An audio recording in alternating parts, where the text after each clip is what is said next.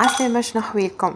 في رحلة الحفاظ على صحتي اللي أنا قررت نتولها بروحي في السنة، وليت نعمل كل يوم صباح جو قبل القهوة. أنا ديما نشرب قهوتي ديريكت سيك صباح وبلاش سكر، لكن قررت إني نعتني بصحتي نولي نشرب جو. سورتو عرفت إنه القهوة اللي تشربها الصباح مام بلاش سكر تطلع لك الكورتيزول بالطبيعة يزيد يطلع الجلوكوز في الدم، وبعدين بس يطلع الانسولين، وبعد ما تطلع البيك هذيك نتاع الانسولين تصير لك الفشلة. دونك قررت ديما نعمل جو قبل القهوة، وكل مرة نبدل الجو سلون الخضرة اللي عندي في الدار، مرة بيتراف مرة سفناريا، ونحط جلاسون فريمون بني بني بني. ننصحكم تجربوه.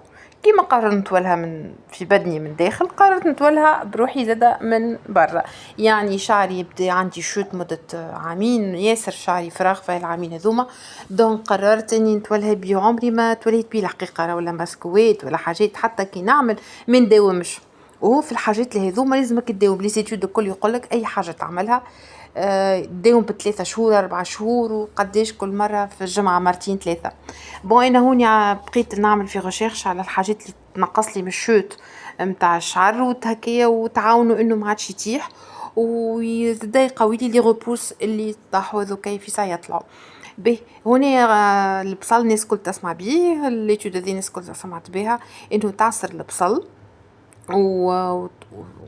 تحطوه في شعرك يقوي الفوليكول نتاع الشعر بالكدا بالكدا، ونحطوه في الجلده نتاع الراسه، مش لازم على طول كعبة الشعر، جوست في الجلدة.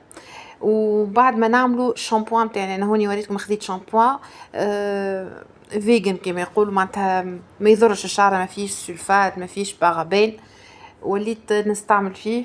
وخاطر الماسك هذا بصفة عامة لازمك، هو اي ماسك لازمك تستعمله على شعر نظيف، يعني تدوش تبدا فروة راسك نظيفة، شعرتك نظيفة، فماش زيوت وفماش وسخ، نظيفة لازم تكون الجلدة. وبعد تعمل الماسك نتاعك. انا هوني وريتكم عندي فراغات، ان شاء الله يطلع شعري من بعد مدة، بعد ما نداوم مع الماسك هذايا نوريكم النتيجة من بعد مدة. هنا بعد ما دوشت تبدا الشعرة نص مبلولة، تشد هذيك الدبوزة، ماهيش غالية الدبوزة، تحط فيها البرودوي الخلاص يطلع منها، والا في طشاشه زاده باهيه، وتعدي على الفراغات اللي في شعرك الكل. خفت من الريحه، والله ما فيهش ريحه، عادي معناتها. عديت في الفراغات نتاع شعري جينيرالمون، عديت على جلدة شعري الكل. ومن بعد ما عملت هكاك خديت البروس هذيا، خاطر تحفز الدورة الدموية، وكي تتحفز الدورة الدموية الشعرة تقوى. والماسك هذا نستعملوه مرتين في الجمعة، مثلا نهار الخميس ونهار الاثنين، معناتها نهارين في الجمعة ويبدا شعرك نظيف تعملوا. وقالك كما قالوا الناس قبل، الدوام ينقب الرخام. ومن بعد نلفوه في بابي سيلوفان مش تصير ابسوربسيون اكثر للجو نتاع البصل. وهكيا ان شاء الله تطلع ريزولتا باهيه. وتوا نقول لكم بسلامه.